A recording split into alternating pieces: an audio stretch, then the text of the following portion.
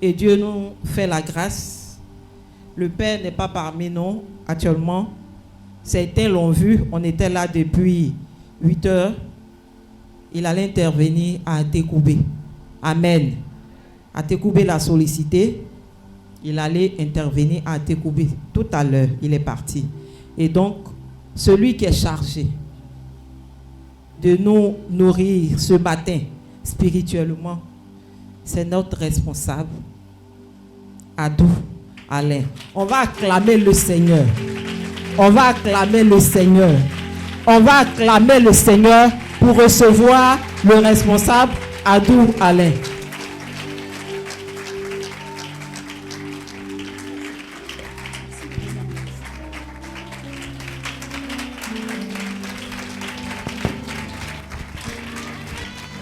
Alléluia. Tu peux acclamer plus fortement que ça. Tu peux acclamer plus puissamment que ça. Pendant que tu es en train d'acclamer, le ciel s'ouvre. Je déclare que le ciel s'ouvre maintenant pour toi. Et la rosée du ciel descend. Et tu reçois la grâce de la terre. Et tu reçois la richesse de la mer. Pendant que tu es en train d'acclamer, notre Dieu te visite maintenant. Alléluia. Gloire à Jésus. Nous bénissons le Seigneur pour la vie de chacun d'entre nous. On peut se rasseoir puissamment dans le nom de Jésus de Nazareth. Pour la vie de notre Père, il est avec nous. C'est sous son onction que nous sommes ici. Nous bénissons la vie de notre maman qui toujours nous accompagne dans le ministère, dans l'œuvre du Seigneur. Bénissons la vie de nos diacres, nos responsables conseillers. Et le peuple de Dieu peut s'acclamer encore fortement dans le nom de Jésus. Parce que nous sommes dans la présence de Dieu. Nous sommes dans la maison du Seigneur. Bien-aimés, nous venons de vivre la Pâque. Alléluia. D'autres personnes malheureusement n'étaient pas là, étaient en déplacement. Mais nous qui sommes restés, nous avons mangé la Pâque. Alléluia. La Pâque a été mangée. Alléluia. Nous avons mangé du corps. Et nous avons bu le sang de Jésus. Alors, si moi et toi, nous avons mangé du corps de Jésus. Et nous avons bu son sang, on fait peur. Alléluia. On fait peur dans le monde spirituel. Et ils ont bu peut-être le sang des humains, mais c'est le sang d'un Dieu que nous avons bu. Si tu as bu le sang de Jésus, acclame le Seigneur parce que tu es puissant. Tu es un homme puissant, une femme puissante dans le nom de Jésus de Nazareth. La Pâque a été mangée. Alléluia. Et ce matin, nous sommes là pour poursuivre. Après avoir mangé la Pâque, qu'est-ce que toi et moi nous devrons faire? Alléluia. Bien-aimés, les serviteurs et les servants de Dieu nous ont enseigné que la mort et la résurrection de Jésus nous ont apporté beaucoup de choses. C'est vrai, je savais un peu, mais ce séminaire a ouvert encore mes yeux spirituels. Ce séminaire m'a fait comprendre beaucoup de choses. Et je pense que c'est ton cas, toi qui étais là. Alléluia. Les servantes et les serviteurs de Dieu nous ont enseigné que la mort et la résurrection de Jésus, qui est la Pâque, nous ont ouvert le ciel. Alléluia. Nous ont ouvert le ciel. La Bible déclare que le voile qui se trouvait dans le temple s'est déchiré en deux. Alléluia. Pour ceux qui étaient là, j'ai dit, on a travaillé un peu sur les voiles. Si tu sais, tu comprends le sens spirituel des voiles et que tu sais que le voile est déchiré sur ta vie, alors tu peux te réjouir avec moi au nom de Jésus. Après cela, après que les voiles s'est déchirées, on dit la terre a tremblé. La terre qui nous résistait a tremblé. Alors désormais, la terre de mon village ne peut plus me résister. Après la Pâque, moi je ne suis pas encore allé au village. Mais avant la Pâque, j'ai fait un tour là-bas. Donc quand je vais arriver, la terre ne peut plus me résister. Alléluia. Parce que Jésus-Christ est mort et il est ressuscité. Alléluia. Les rochers se sont fendus. Si nous comprenons, les rochers durs, ce qui était dur, difficile, tout ça, est ébranlé. Les montagnes sont écroulées. Et les morts qui étaient dans les sépulcres sont quoi? Ressuscités. Mais après la résurrection de Christ, ceux-là vont sortir. Tout ça a un sens. Et entrer dans la ville sainte. Alléluia. Ce sont des bénédictions que nous avons reçues. Ce sont des bienfaits de l'Éternel que nous avons reçus. Mais après avoir reçu tout ça, qu'est-ce que nous devrons faire? Donc le thème de ce matin, c'est ma mission après la Pâque. Après la mort et la résurrection de Christ pour moi. C'est le thème de ce matin. Ma mission après la Pâque. Nous avons mangé la Pâque. Nous avons fêté la Pâque. Quelle est notre mission? C'est quoi nous allons lire dans les passages bibliques qui vont nous aider à mieux comprendre et à mieux traiter ce thème au nom de Jésus. Psaume 116. versets 12 à 14, et Matthieu 28, versets 16 à 20. Nous allons lire ces deux passages rapidement. Matthieu, et d'abord Psaume 116, verset 12, dit ceci. Comment rendrai-je à l'Éternel tous ses bienfaits envers moi? C'est une question. Je reprends. Comment rendrai-je à l'Éternel tous ses bienfaits envers moi? La réponse, j'élèverai la coupe des délivrances et j'invoquerai le nom de l'Éternel. J'accomplirai mes vœux envers l'Éternel en présence de tout son peuple. Alléluia. C'est le premier passage. Nous allons avancer pour aller dans le livre de Matthieu, chapitre 28. Les versets 16 à 20 disent ceci. Les 11 disciples allèrent en Galilée sur la montagne que Jésus leur avait désignée. Quand ils le virent, ils se prosternèrent devant lui. Mais quelques-uns eurent des doutes. Jésus s'étant approché, leur parla ainsi. Tout pouvoir m'a été donné dans le ciel et sur la terre. Allez, faites de toutes les nations des disciples, les baptisant au nom du Père, du Fils et du Saint-Esprit, et enseignez-leur à observer tout ce que je vous ai prescrit. Et voici, je suis avec vous tous les jours jusqu'à la fin du monde. Amen. Que Dieu bénisse sa parole, que sa parole encore agisse dans notre vie au nom de Jésus. Ces deux passages que nous venons de lire nous montrent la voie à suivre après avoir fêté la Pâque. Après avoir mangé la Pâque. Tout à l'heure, j'ai dit, Dieu nous a fait beaucoup de bien. Des bienfaits dans notre vie. Dieu a fait beaucoup de bien. Parce que la Pâque nous a permis de passer d'un point à un autre. La Pâque nous a permis d'élargir l'espace de notre tente. Nous n'allons pas revenir sur les bienfaits que Dieu a fait. Nous n'allons pas les citer du moins. Mais vu tous ces bienfaits que Dieu fait, tout à l'heure j'avais dit qu'avant la Pâque, j'étais allé au village. Mon petit frère qui me suit dirait, même père, même mère, je vous assure, il est tombé malade. On l'a envoyé au CHR d'Abangourou. Les médecins ont tout fait, on dit qu'il n'y a plus d'espoir. Et ils l'ont ramené au village. Mais pendant que nous étions en train de là, j'étais en train de là, mais j'avais problème là-bas. J'ai demandé l'autorisation au père, parce qu'on voulait que je vienne là-bas pour prier. Puisqu'il n'y a plus de solution, c'est la prière. Ils savent aussi au village que si je descends à la prière, quelque chose va se passer. L'homme de Dieu m'a donné l'autorisation et je suis parti un week-end, un vendredi, pour revenir samedi nuit et puis diriger dimanche, où je vous ai dit que j'étais là. Alléluia. Effectivement, Dieu a fait grâce. Ce que les médecins ont dit, Dieu n'avait pas dit ça. Alléluia. Et la prière peut changer les choses. Parce que Dieu nous aime. Et Dieu veut que nous bénéficions de ses bienfaits. J'ai passé 2 jours là-bas, survenu. Aujourd'hui, on dit lui-même il se lève pour prier pour des gens. Alléluia. Tu peux acclamer le Seigneur. Donc un tel bienfait envers son serviteur que je suis, comment je dois lui rendre? On ne va pas citer, puisque je suis un peu avec le peuple, je sais ce qui se passe un peu. Dieu a fait des bienfaits. Si les témoins doivent venir, nous savons beaucoup. Mais un tel bienfait que Dieu nous accorde, comment nous devrons lui rendre? C'est ce que le psalmiste dit dans le premier passage que nous avons lu. Comment rendrai-je à l'Éternel tous ses bienfaits envers moi? Première chose, pour rendre les bienfaits envers l'Éternel, je dois élever la coupe de délivrance. Quelqu'un dirait, ça veut dire quoi? Ça, c'est de jeudi qu'on va parler de ça. Parce que le temps ne nous permet pas. C'est pourquoi je vous encourage à venir aux enseignements de jeudi. Les jeunes qui viennent, les enfants qui viennent, vont comprendre les choses du royaume plus que les anciens. Je ne vais pas parler de coupe de délivrance, veut dire quoi? Vous ne saurez pas. Jeudi, je parlerai de ça. Première chose, c'est de lever la coupe de délivrance. Deuxième chose, c'est d'invoquer le nom de l'Éternel.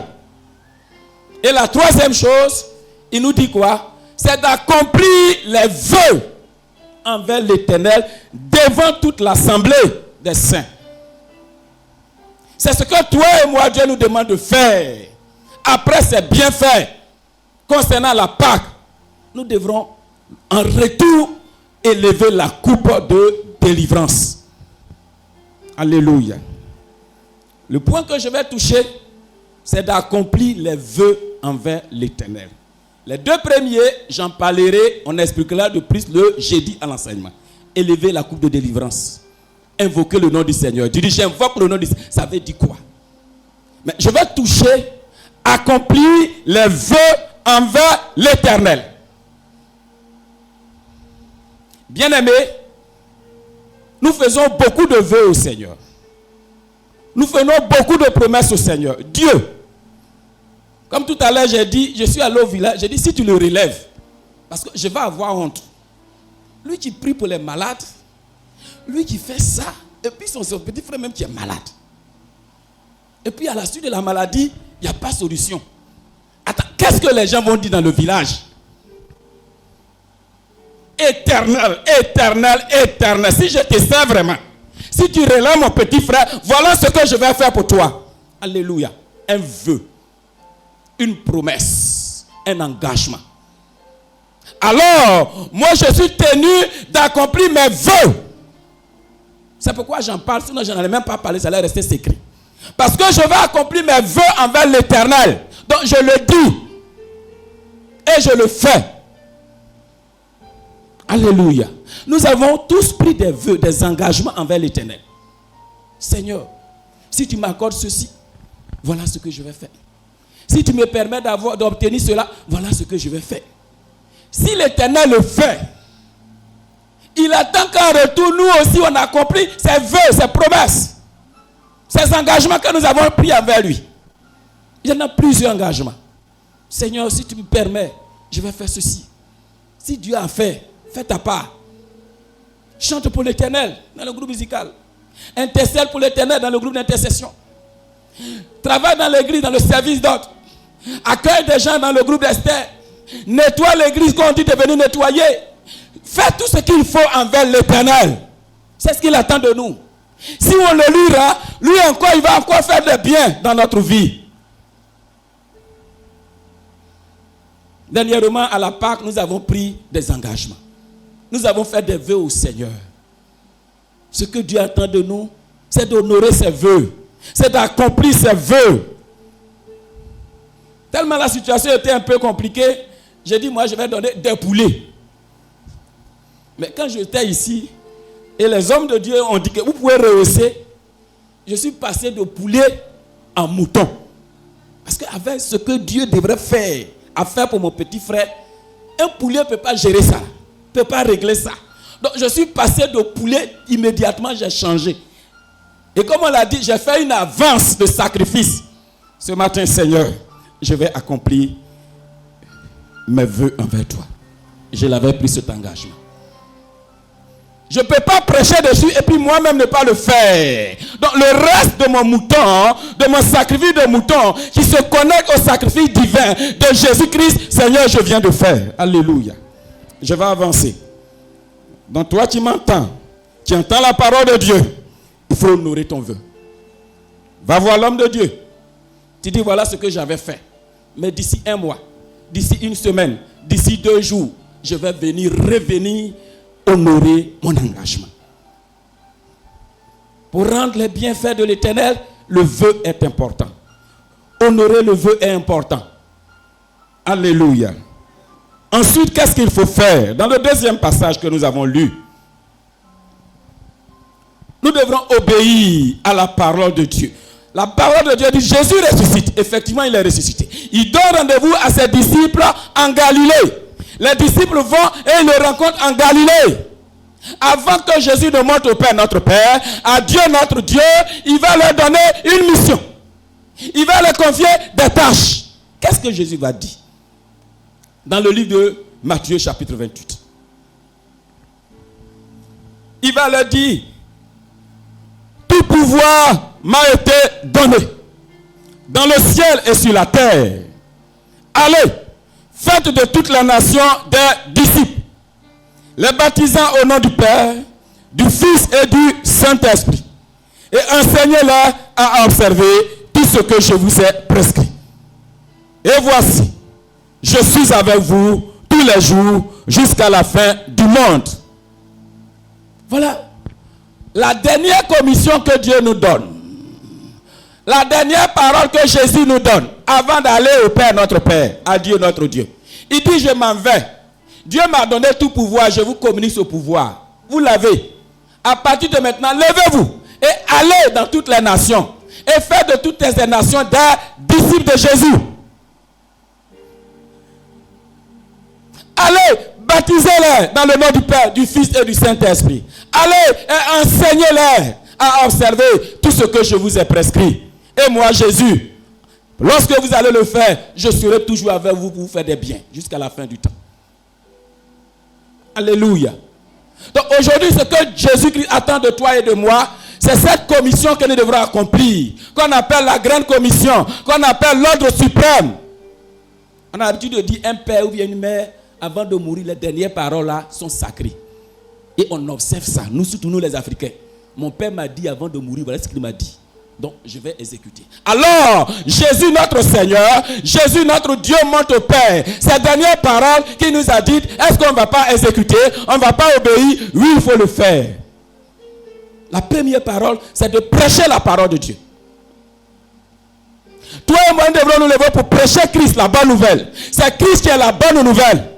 Allez partout et prêchez que je suis mort, mais 3 jours après, je suis ressuscité. Allez, prêchez que je suis le Fils de Dieu. Allez, prêchez que je suis le Sauveur. Allez, prêchez que je suis le Seigneur des Seigneurs. Allez, prêchez que je suis le Roi assis sur le trône de gloire. Allez-y, prêchez ces bonnes nouvelles. Marc 16, verset 15 à 16 nous dit, allez, prêchez la bonne nouvelle de la parole de Dieu.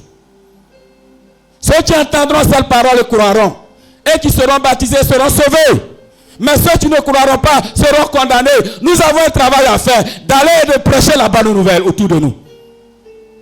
Dans nos familles, dans nos villages, chez nos voisins, dans les carrefours, partout, nous devons prêcher la bonne nouvelle de Christ mort et Christ ressuscité. Alléluia. Et c'est le rôle de chacun d'entre nous. C'est la mission de chacun d'entre nous. Si tu ne sais pas parler, dis-le que Jésus est mort, Jésus est ressuscité. Dis-le simplement. Dieu va s'occuper du reste. Parce que la prédication amène des gens à croire en Jésus.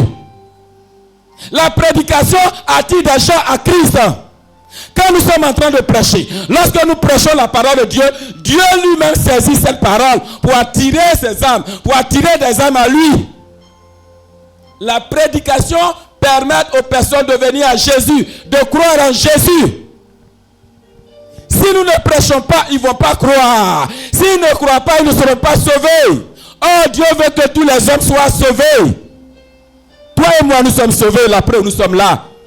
Mais les autres, est-ce qu'ils sont sauvés? Ne fermez pas nos bouches. N'ayons pas honte, n'ayons pas la paresse pour nous asseoir sur les bienfaits que l'Éternel a fait pour nous. Levons-nous et prêchons la bonne nouvelle de la parole de Dieu, qui est Christ mort et ressuscité. Alléluia. Et lorsque nous prêchons, des gens vont entendre, ils vont croire. Lorsqu'ils vont croire, ils vont venir. Mais Jésus continue pour dire, lorsqu'ils vont croire et qu'ils vont venir, ce que vous avez à faire, c'est de les baptiser dans le nom du Père, dans le nom du Fils et du Saint-Esprit. Donc il y a le message de la prédication, mais il y a l'exercice du baptême. Alléluia. Je bénis le Seigneur. Parce que je fais partie de ceux qui ont prié pour qu'on ait des baptêmes chaque année. Au moins un baptême, 2 baptêmes chaque année. Puisque je suis dans l'équipe d'intercession. Je ne pouvais pas comprendre. La parole de Dieu nous dit de prêcher pour que les gens viennent à Christ. Et lorsqu'ils viennent à Christ, baptisez-les. Mais on attend 2 ans, 3 ans, 5 ans pour leur donner des enseignements, pour leur donner des formations à ne pas finir. Quand la chose me fait mal au cœur, je n'en parle pas, je prie derrière. Et le jour où Dieu fait, je bénis le Seigneur dans le secret. Comment que nous allons aller à l'évangélisation, sur le champ missionnaire, prêchez que Jésus est Seigneur, que Jésus est Dieu, que Jésus est Sauveur, donnez votre vie à Jésus. Jésus va vous ressusciter. Et lorsqu'ils donnent leur vie à Jésus, ils viennent s'asseoir à l'église, on ne voit pas de baptême, et puis ils retournent. Je n'ai jamais été d'accord. Mais comme ça vient de la hiérarchie, on prie derrière, on intercède. Pour que Dieu touche les cœurs. Lorsqu'une personne vient à Jésus, directement cette personne doit être baptisée dans les jours qui suivent. Même le même jour. Prenons le passage de Actes chapitre 8, versets 26 à 39.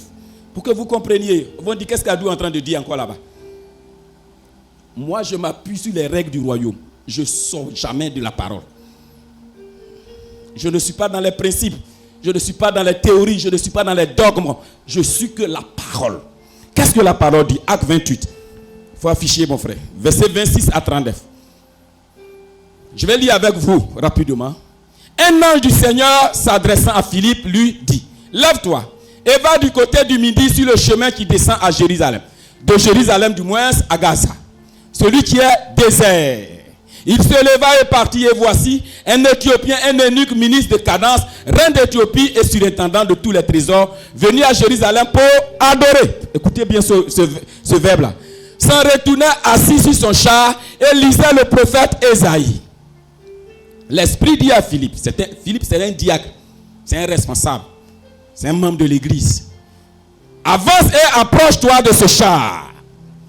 Philippe accourut et entendit l'Éthiopie qui lisait le prophète Ésaïe. Il lui dit: comprends-tu ce que tu lis? Regarde. Comprends-tu ce que tu lis? Il répondit: comment le pourrais-je si quelqu'un ne me guide? Et il invita Philippe à monter et à s'asseoir avec lui. Le passage de l'écriture qu'il lisait était celui-ci: il a été mené comme une brebis à la boucherie. Et comme un agneau muet devant celui qui le tend, il n'a point ouvert la bouche. Dans son humiliation, son jugement a été levé.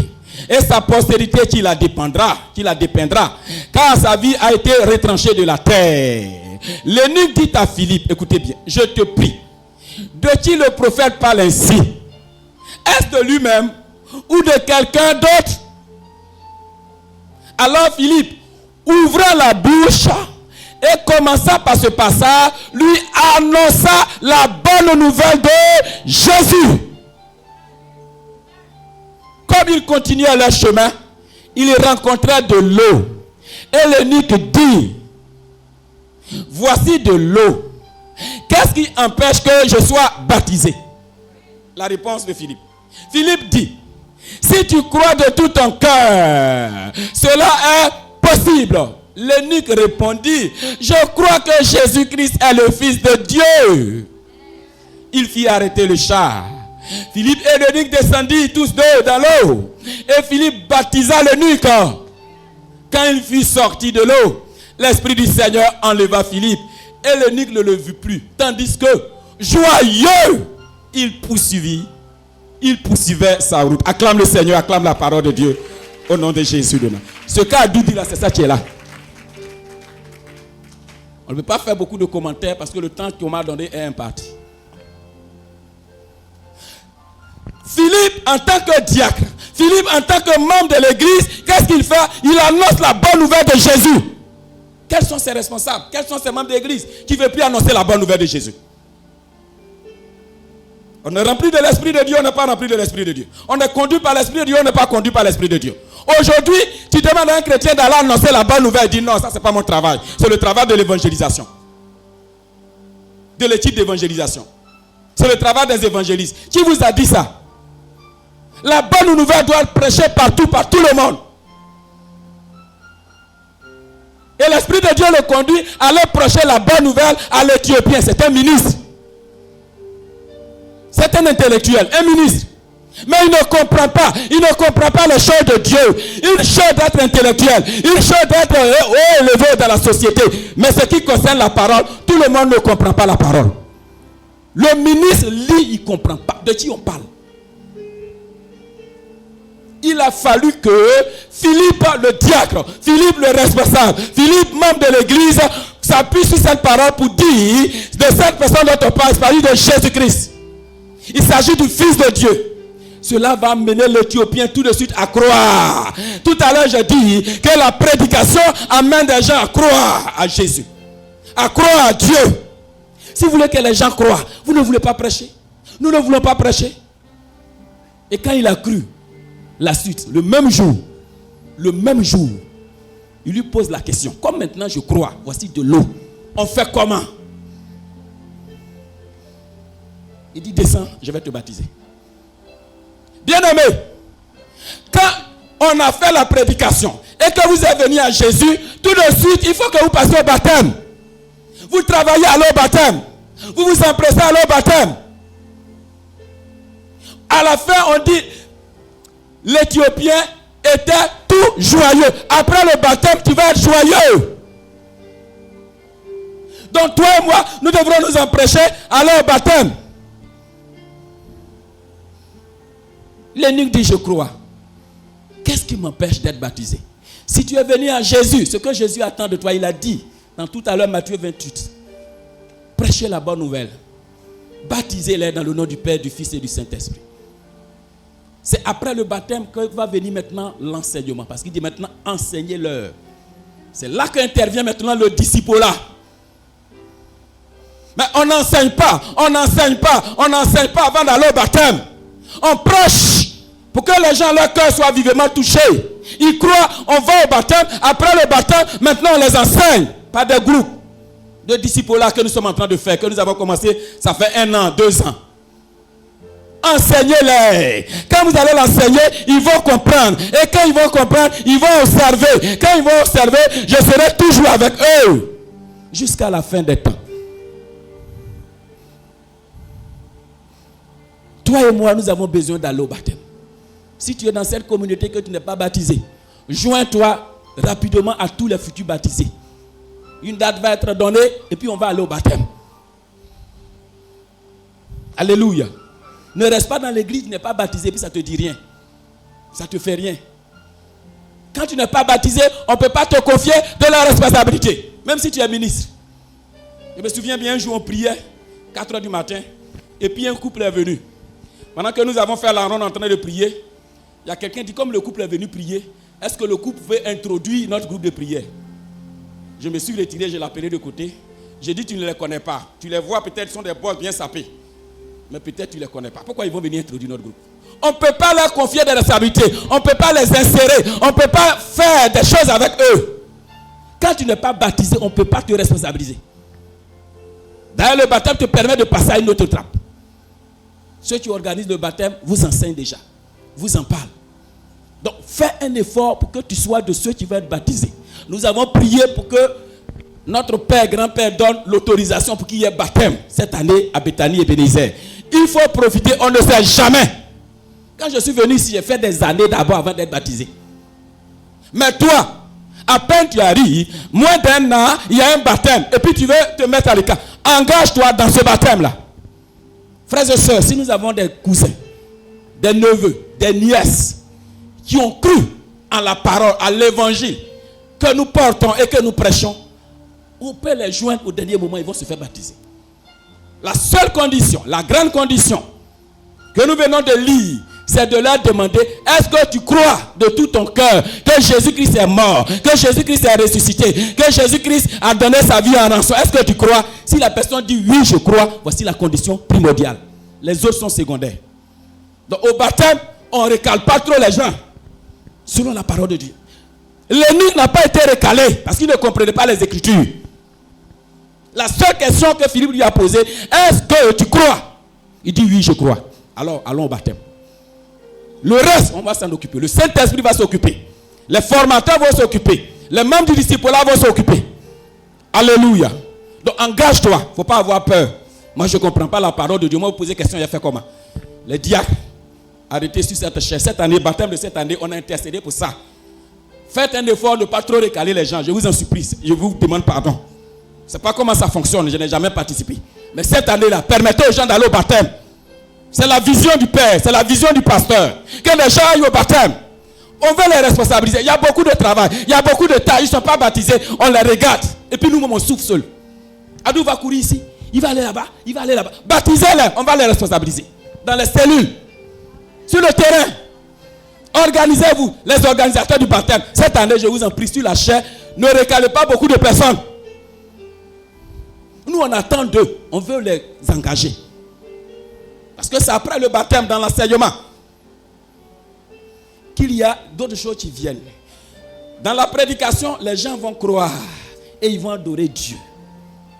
Quand on fait la prédication, c'est pourquoi dimanche, le pasteur continue de faire la prédication. Pour que les gens croient, adorent Dieu, ils soient baptisés. Il y a le baptême d'eau, il y a le baptême du Saint-Esprit et le baptême de feu. Dans les prédications de dimanche, toi, tu es déjà baptisé d'eau, tu t'attends à être baptisé du Saint-Esprit. Toi, tu es déjà baptisé du Saint-Esprit, tu t'attends à être baptisé de feu. J'aurai l'occasion d'enseigner peut-être un jeudi sur ça. Il y a plusieurs baptêmes. Le baptême d'eau, premier niveau. Le baptême du Saint-Esprit et le baptême de feu. Tout est biblique. Alléluia. Organisons-nous à envoyer des frères et sœurs au baptême.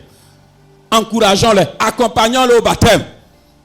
Et réjouissons-nous avec eux dans le baptême. Parce que ce sont des nouvelles âmes qui ont dit oui au Seigneur. Qui ont dit oui au Seigneur devant le monde. Qui ont dit oui au Seigneur devant le diable, devant les anges, devant Dieu. Encourageons-les à aller au baptême. Soutenons-les financièrement. Sinon, il y a des contributions à faire. Des responsables peuvent se lever et dire non. Comme cette année, il y a des baptisés, peut-être ils n'ont pas les moyens. Nous, on va les soutenir à hauteur de temps. C'est ce que je suis en train de faire. J'ai dit à certaines personnes, vous n'avez pas les moyens, venez. Je vais vous contribuer, je vais vous soutenir pour que vous allez au baptême. Parce que c'est important. Ceux qui n'ont pas les moyens de contribuer, l'église doit les soutenir. Et l'église, c'est toi et moi. Pour que les gens aillent au baptême, ils soient baptisés et qu'ils soient heureux, ils se réjouissent. Alléluia. Après le baptême, tous ceux qui ont reçu les cours de disciple-là, qui sont atteints à certains niveaux, par exemple, phase 1, phase 2, phase 3, apprêtez-vous, tous ces baptisés-là, on va nous se répartir les personnes. Et puis on va les suivre dans le disciple-là. Cette fois-ci, après le baptême, on ne va pas vous laisser dans la nature. Après le baptême, on vous récupère et puis on vous enseigne. Donc toi, tu vas être baptisé après le baptême, il ne faut pas fuir. Il faut venir me voir d'où, c'est quel enseignement j'ai besoin. Quels sont les béabas que j'ai besoin? Quels sont les béabas que j'ai besoin? Après le baptême, on vous donne les enseignements sur l'engagement, par exemple. On vous donne l'enseignement sur la foi chrétienne, par exemple. On vous donne des enseignements sur comment intercéder, comment faire ceci. Il y a beaucoup d'enseignements. Donc, après le baptême, revenez à l'église. Soyez présents, soyez disponibles pour qu'on vous donne ces enseignements. Alléluia. Nous bénissons le Seigneur pour sa parole. Je finis avec Romains chapitre 10, versets 13 à 14, pour encourager les frères et sœurs à aller sur le champ missionnaire au nom de Jésus. Romains 10, versets 13 à 14. J'aime beaucoup ce passage, je veux que nous partageons. Car quiconque invoquera, écoutons bien, il faut qu'on comprenne. Car quiconque, on dit quiconque, quel que soit l'homme, qu'il soit musulman, il soit animiste, il soit tout ce que nous connaissons, s'il invoque le nom du Seigneur Jésus, il sera sauvé. Jésus veut que les hommes soient sauvés. Ils ont besoin d'invoquer le nom du Seigneur. J'ai dit que invoquer le nom du Seigneur dit quoi? C'est jeudi, je vais enseigner dessus. Comment donc invoqueront-ils celui en qui ils n'ont pas cru? Ça veut dire quoi? Il ne peut pas invoquer Jésus pour être sauvé. Pourquoi? Parce qu'il ne croit pas encore en Jésus. Et comment croirons en celui qui n'a pas encore entendu parler? Pour qu'il croie, il faut que quelqu'un leur parle. Il faut que toi et moi, on ouvre notre bouche pour leur parler. Sinon, ils ne vont pas croire. Et s'ils ne croient pas, ils ne vont pas invoquer Jésus. S'ils n'invoquent pas Jésus, ils ne vont pas être sauvés. Tu vas accepter que ta camarade, ta copine, après notre passage ici, tu vas le voir dans le tourment, l'enfer, et puis toi, tu es au paradis. Est-ce que c'est bon? Tu vas accepter que toi, tu sois rempli du Saint-Esprit pour faire des bonnes choses, et puis la personne soit remplie de l'esprit du diable pour faire les mauvaises choses. Cette copine, elle va te faire toujours des petits coups en bas. Elle va te poignarder au dos. Pourquoi? Parce qu'elle n'a pas l'esprit de Dieu. Donc si nous parlons de Jésus, les gens vont entendre parler. Et on poursuit pour dire, et comment en entendront-ils parler s'il n'y a personne qui prêche? Alléluia. Bien-aimé, je veux que toi et moi ce matin, nous prenons l'engagement devant le Seigneur Jésus d'être des prédicateurs, d'être des prédicatrices. Acclame le Seigneur. Est-ce que tu reçois cette onction maintenant au nom de Jésus? La prédication qui amène les âmes au Seigneur. C'est ce que la parole de Dieu est en train de nous dire. Il faut qu'il y ait des gens qui prêchent. Ne dis pas que c'est le pasteur qui doit prêcher. Toi, tu es appelé à prêcher. Quand je dis ça, les gens disent, mais elle fait comment? Vous pensez que moi, je savais prêcher? Quand je venais ici, ça ne connaissait rien, comme toi et moi. Mais je me suis disposé pour qu'on m'apprenne. Alors dispose-toi, parce que Jésus attend de toi. C'est la mission qu'il nous a confiée. Allez, prêchez la bonne nouvelle, baptisez-les, enseignez-les. Alors si toi, tu ne peux pas prêcher, commence à te former pour former les autres. Deviens formateur. Comme tu as honte de parler devant les gens, viens en privé et puis tu vas former les gens en bas. C'est tout ce que Jésus te demande. Si tu peux pas être prédicateur, sois de ceux qui baptisent. Si tu ne peux pas être de ceux qui baptisent, sois de ceux qui enseignent. Ce matin, est-ce qu'il y a quelqu'un au milieu de nous qui peut prendre l'engagement de dire au Seigneur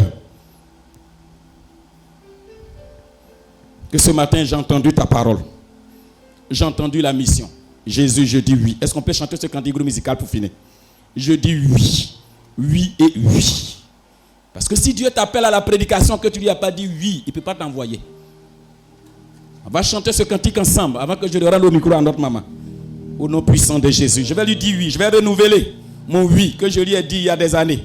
Que Jésus, si tu fais ça pour moi, un jour moi aussi je vais prêcher Jésus. Un jour moi aussi je vais annoncer la bonne nouvelle. Un jour moi aussi je vais enseigner. Et Jésus l'a fait. Je vais renouveler cette alliance. Et je veux que tu t'associes à moi. On va te tenir debout pour chanter ce cantique en lui disant oui. Oh Seigneur. Commence à lui dire. J'ai entendu ta parole. Je vais te dire oui, Jésus. J'ai entendu la parole selon laquelle je dois être de ceux qui prêchent la bonne nouvelle de Jésus. Philippe l'a prêché. Moi aussi je vais prêcher la bonne nouvelle. Commence à lui dire. Commence à lui dire oui. Moi aussi je vais prêcher. J'aime prêcher, mais je ne sais pas prêcher. Seigneur, donne-moi ce matin cette onction de prédication. Cette onction de prédication. Cette onction de prédication. Merci Seigneur. Alléluia. Merci Seigneur. Merci Seigneur Jésus. Merci Seigneur Jésus. Merci Seigneur Jésus. Merci Seigneur Jésus. Je te dis oui ce matin. Dis-lui oui encore. Répète-le. Confirme-le. Si tu lui avais dit avant, renouvelle cela en lui disant oui. Je serai enseignant dans une semaine. Je serai enseignant dans 2 jours. Je serai prédicateur. Je serai prédicateur. Annonciateur de la bonne nouvelle. Moi aussi je vais prêcher Jésus. Je vais prêcher la bonne nouvelle qui est Jésus à toute la création. Pour que les gens puissent croire. Pour que mes voisins puissent croire. Pour que ma maison puisse croire. Seigneur, merci. Merci. Alléluia. Béni sois-tu, Seigneur. Alléluia.